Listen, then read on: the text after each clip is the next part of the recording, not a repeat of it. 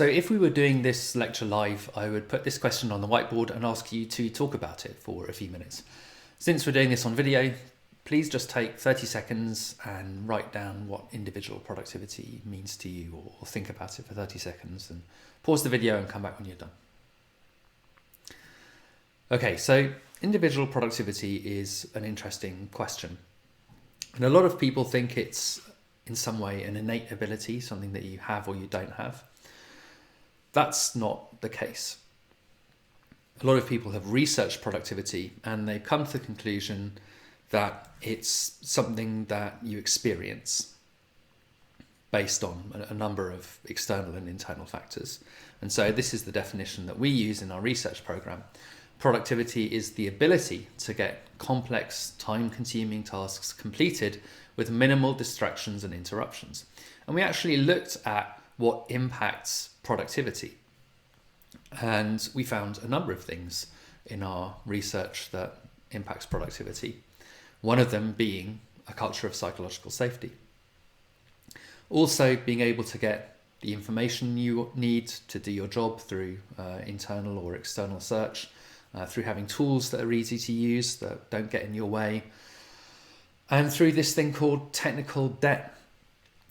Technical debt is when the code base gets in your way because it's too complex or it's hard to understand, and there's things that can help reduce technical debt. And that improves your productivity, for engineers at least. Improved productivity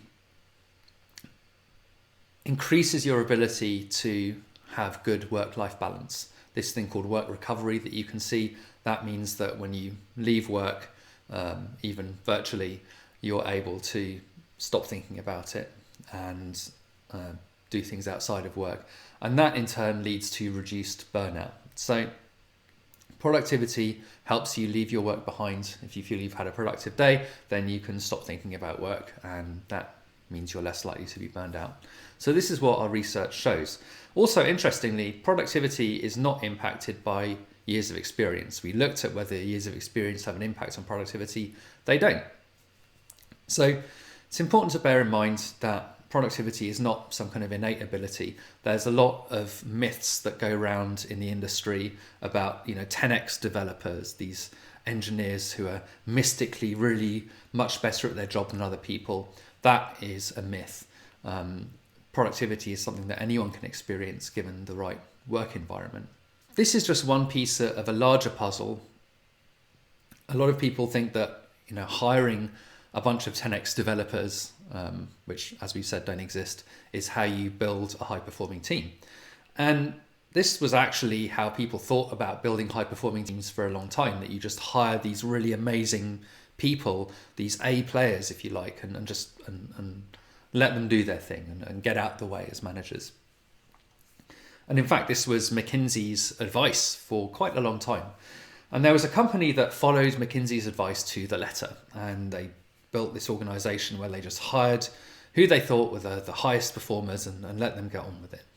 That company was Enron.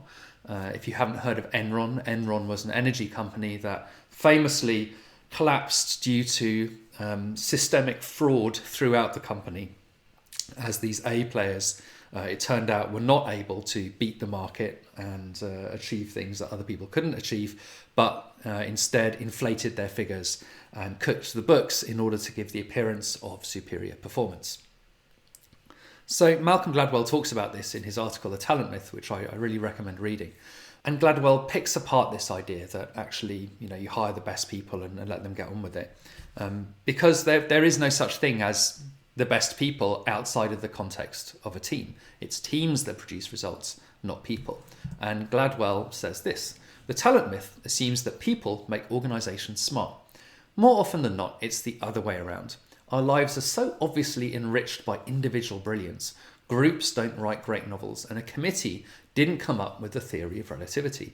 But companies work by different rules. They don't just create, they execute and compete and coordinate the efforts of many people. And the organizations that are most successful at that task are the ones where the system is the star. What does he mean by the system? Well, in the context of software development at least, It's these things that I just talked about, having an environment that is conducive to people being able to do their work and indeed know what their work should be and what the goals are that they're working towards. So, can we just hire anyone to do any job? Well, no, I don't think that's true. I don't think you can just hire anyone off the street and expect them to be successful. Having said that, I think that anyone is capable of being successful given the right environment, given the right training, given the right opportunities. Anyone can succeed at anything. And really it's a question about what you're passionate about and what you really want to do and the resources that are available to you to pursue that passion. However, there is one thing that's critically important, and that's mindset. One of the resources in the further reading is a book called Mindset by Carol Dweck. What Carol Dweck did briefly is study how children learn. And she did this by setting tests for kids and seeing how they did. And she primed them. Some of the kids she primed by telling them that they were really smart.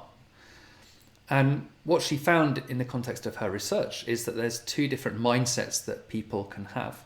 Some people believe that intelligence is static, and that leads to a desire to look smart.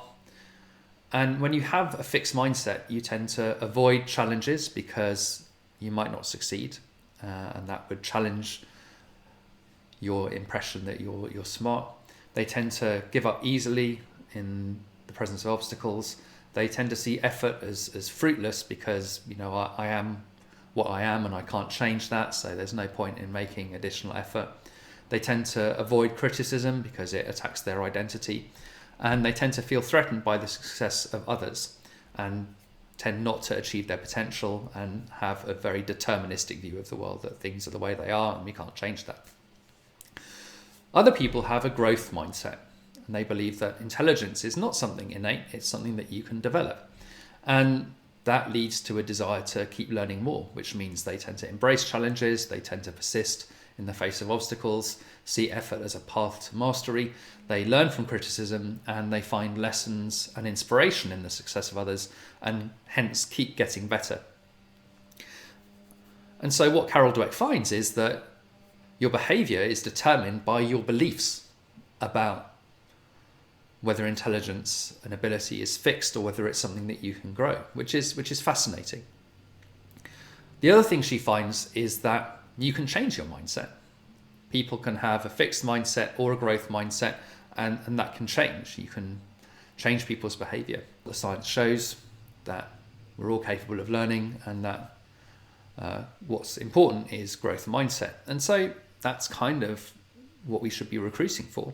So there's a couple of articles by Laszlo Bock, who used to run recruiting at Google, and he actually wrote a book as well, talking about how Google recruits. And what he finds is these very typical interview questions, like how many pianos are there in California, these kind of brain teasers are garbage. He says they don't predict anything. And what we should recruit for is three things. Firstly, learning ability. Crucially, including the ability to process information on the fly and pull together and synthesize different bits of information. Secondly, leadership. And he talks about emergent leadership as opposed to traditional leadership. Traditional leadership is, were you president of the chess club? Were you vice president of sales? How quickly did you get there? We don't care, he says. What we care about is, when faced with a problem and you're a member of a team, do you at the appropriate time step in and lead? And just as critically, do you step back and stop leading? Do you let someone else? Because that's critical to be an effective leader in the environment, is you have to be willing to relinquish power. And then finally, he doesn't use this word, but this is what he's talking about, mindset. Successful, bright people rarely experience failure, and so they don't know how to learn from that failure. They instead commit the fundamental attribution error, which is, if something good happens, it's because I'm a genius. If something bad happens, it's because someone else is an idiot, or I didn't get the resources, or the market moved, or some other external factor. So developing a growth mindset and looking for a growth mindset in others and building an environment which encourages a growth mindset are crucial, because you'll never get the people you need exactly on your team by hiring them or pulling in the people with the exact skills. You're always going to have to develop those skills on the job. And so a crucial part of your job is helping the people on your team grow and develop the skills they need. And this is one of the reasons why it's important to do one-on-ones with your team if you end up having a managerial position and having other people report to you. So there's a one-on-one template which is in the further reading for this unit, which talks about how to do one-on-ones. And even if you don't have people reporting to you, it's really crucial to have one-on-ones with the people in your extended team, the people who you need as a product manager to get your job done. So make sure that when you become a product manager, you set those up. Have regular weekly 30-minute meetings with all the key stakeholders, and try and set regular meetings with your extended team as a whole so that you can talk about what shared goals you have, how everyone's doing, get people's input into what the obstacles are, talk about what you've learned from customers. One of the other things that you can do that's really powerful when you start a new extended team as a product manager is to do a 2-day workshop using a number of the activities. And you can use the activities that we talked about in this class. You can do impact mapping, you can do user story mapping, you can do jobs to be done. All these tools that we've talked about in this class are all tools that you can use to help create a shared understanding in that wider team. But once you form the team, you've got to keep on top of talking to those people on an ongoing basis, find out how they're doing, find out how you can help them, find out how you can unblock them and help them grow and develop in the pursuit of solving the problem that you're trying to solve.